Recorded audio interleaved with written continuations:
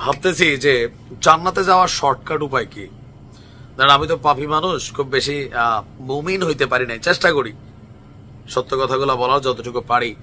তবে কেমনে যাবো ভাই, গ্যারান্টি নাই। তবে কেউ নাকি জামাতের বেহেশতের টিকিটও বিক্রি করছেন। তো জনাব তারেক রহমান সাহেবের এই ভাষণ শুনা আমার কাছে মনে হলো যদি লাইনটা পাওয়া যেত যে কারা আসলে বেহেশতের টিকিট বিক্রি করে, আসেন দেখি কারা বেহেশতের টিকিট বিক্রি করে। আর এই বক্তব্য আমি না ভাই, খোদ জনাব তারেক রহমান দিয়েছেন। আসুন, একটি দল বেহেশতের টিকিট বিক্রি করছে মন্তব্য করেছেন জনাব তারেক রহমান। গতকালকে একটা প্রোগ্রাম ছিল বিএনপির যে বর্ধিত সভা, সেই সভায় তিনি একটা লম্বা বক্তব্য দিয়েছেন। তবে তার বক্তব্যটা, তিনি যে এখন দূরদর্শীবিদ, একজন রাজনীতিবিদ, এটা কিন্তু প্রমাণ হয়েছে। আমি বিশেষ করে ওনার ওই কথাটা আজকে যখন উনি রিপিট করছেন, দেন মনে হয়েছে রাইট, তারেক রহমানের দৃষ্টি যথেষ্ট দূরদর্শী। তিনি বলছেন যে 5.5 মাস আগে বলছিলাম নির্বাচনকে ঘিরে এক অদৃশ্য শক্তি ষড়যন্ত্র করবে।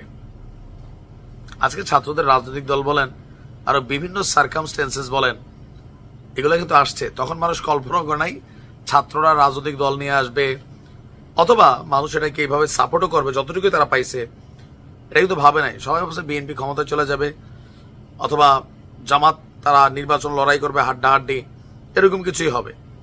তো তারেক রহমান বলছেন যে বিরাজমান পরিস্থিতিতে নেতাকর্মীদের ঐক্য থাকতে হবে, নেতাকর্মীদের ইস্পাত কঠিন ঐক্য ধরে রাখতে হবে।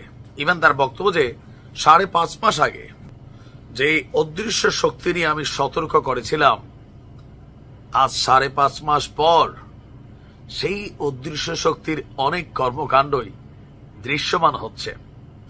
এ বিষয়ে নেতাকর্মীদের সতর্ক থাকতে হবে। আজকের পত্রিকার যে রিপোর্টটা, তারা বলছেন যে জামাত ইসলামকে ইঙ্গিত করে সমাপনী ভাষণে তারেক রহমান বলেন, একটি দল জনগণের কাছে বলছে যে তারা বেহেশতের টিকিট বিক্রি করছে। সম্ভবত কোন একজন নেতা আবেগে বলে টলে ফেলছিলেন। তো রাজনীতির মাঠে হয় কি, যেমন গতকালকে বিএনপির একজন নেতা বুলু সাহেব সম্ভবত বলছিলেন যে জিয়াউর রহমান অথবা তারেক রহমানের নাম নিতে অজু করতে হবে চাটুকারিতা।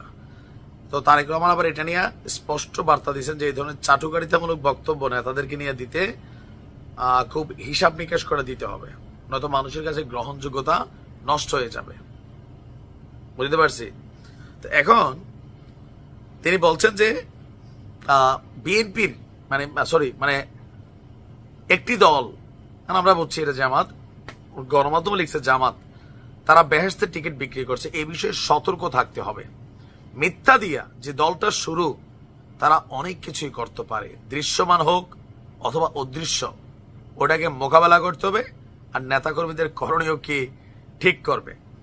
ভারতকে ইঙ্গিত করে তিনি বলছেন, বিভিন্ন ইস্যুতে ষড়যন্ত্র করতে প্রতিবেশী দেশ বসে থাকবে না, নানা রকম ষড়যন্ত্র করবে, তাদেরকে মোকাবেলা করতে হবে। জনগণের ভাষা বুঝতে হবে, পজিটিভ বার্তা বলতে হবে, জনগণের আস্থা অর্জন করতে হবে। ঊর্ধ্বতন লেভেল যথেষ্ট চেষ্টা করলেও লোয়ার লেভেলে আমরা দেখি তরমুজের ট্রলার সহ ছাত্রদল নেতা দখলে নিয়ে যায়। মানে এরকম ঘটনা ঘটছে সারা বাংলাদেশেও। জামাতও টুকিটাকি করতেছে, 2-3টা ঘটনা আমরা দেখছি।